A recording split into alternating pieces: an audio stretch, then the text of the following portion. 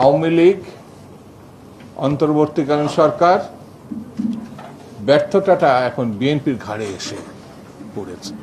BNP ইতিমধ্যে অনেক পদক্ষেপ নিয়েছে, তারপরেও যে প্রসঙ্গটি আমরা নির্মূল করেছিলাম, আমরা কিন্তু আমাদের দেশে একটি নির্মূল হওয়া প্রসঙ্গ ছিল, সেটি ব্যর্থতার কারণে আমরা তার মুখোমুখি হয়েছি।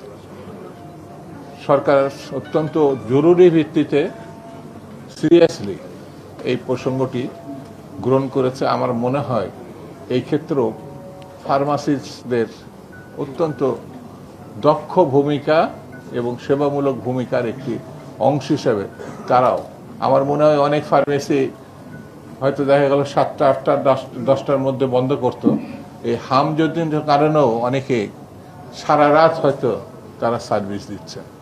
আমাদের জাতীয় দায়িত্ব হিসাবে এই ভূমিকাটা সবাইকে নিতে হবে। বন্ধুরা, একটা মহল আছে যারা মিথ্যা ছাড়া অন্য কোনো ভালো জিনিস চিন্তা করতে পারে না। নাম বললে আপনারা সবাই চিনবেন। কখনোই তারা মানুষের আস্থা বিশ্বাসের সঙ্গে থাকতে পারে নাই বলে তারা সরকারে যাওয়া তো দূরে থাক, উল্লেখযোগ্য কোনো মানুষের সমর্থনও পেত না। এরা ইসলামকে ব্যবহার করে ইসলামের বিরুদ্ধে ভূমিকা পালন করে। এরা এমনই একটি অংশ রাজনীতিতে, মিথ্যা ছাড়া এদের আর কিছু নাই, সেটি হচ্ছে জামাতে ইসলামী। যারা জামাত এবং ইসলামকে নিয়ে এক ধরনের ব্যবসা করে। বাংলাদেশে এখন যে অপকর্মগুলো আমরা বিভিন্ন ক্ষেত্রে দেখছি, তা যদি ক্যাটাগরি আমি আলোচনা করি তাহলে তারা হয়তো কষ্ট পাবে, কিন্তু বাস্তবতা হচ্ছে যত অকর্ম হচ্ছে সেই অকর্ম তারা করছে, কিন্তু প্রসঙ্গটি সরকারের উপরে চাপিয়ে দেওয়ার চেষ্টা করছে। আমি পরিষ্কার করে বলি, মানুষের চোখ, মানুষের মগজগত বিদ্যা, বুদ্ধি, সচেতনতা এই দেশের মানুষ জানে বলে 71 সালে কোনটি মুক্তিযুদ্ধ, কোনটি লড়াই আর কোনটি করার দরকার সেটা 71 সালে তারা করেছে। এই দেশের কৃষক, শ্রমিক, একেবারে নিম্ন শ্রেণীর মানুষরাও বুঝতে পেরেছিল পাকিস্তান থাকবে না, মুক্তিযুদ্ধে যেতে হবে।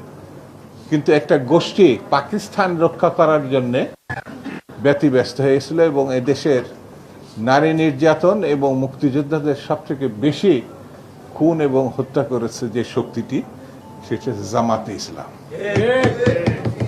এটা ইতিহাসের ধারা। এরা কখনো সঠিক সিদ্ধান্ত নিতে পারে না। এরা পাকিস্তান আন্দোলন 47-এ পাকিস্তানের পক্ষে ছিল, এরা ছিল ব্রিটিশের পক্ষে।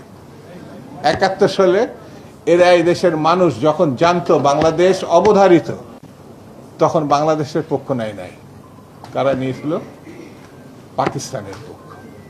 এরা যখন মুখোশ পরে এই দেশে ভালো কথা বলতে তারা তাদের উৎকর্ষতা তুলে ধরার চেষ্টা করে, তখন আমাদেরকে হুঁশিয়ার হতে হবে। হুঁশিয়ার হতে হবে এই কারণে, এরা ইতিমধ্যে মানুষের কাছে বট বাহিনী হিসাবে চিহ্নিত।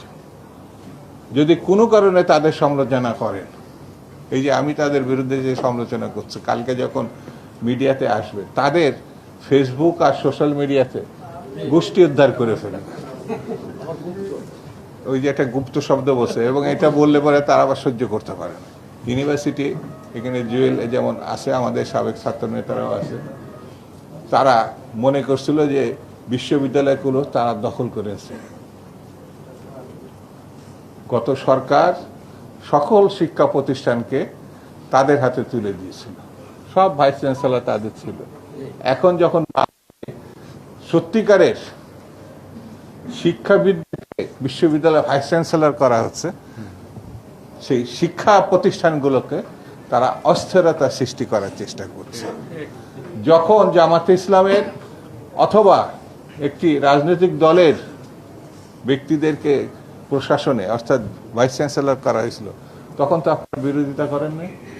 সেই জন্য আমি বলবো আমাদেরকে সতর্ক হতে হবে, এবং সেই সতর্কতার কাজ হচ্ছে জনাব তারেক রহমানের হাতকে শক্তিশালী করতে।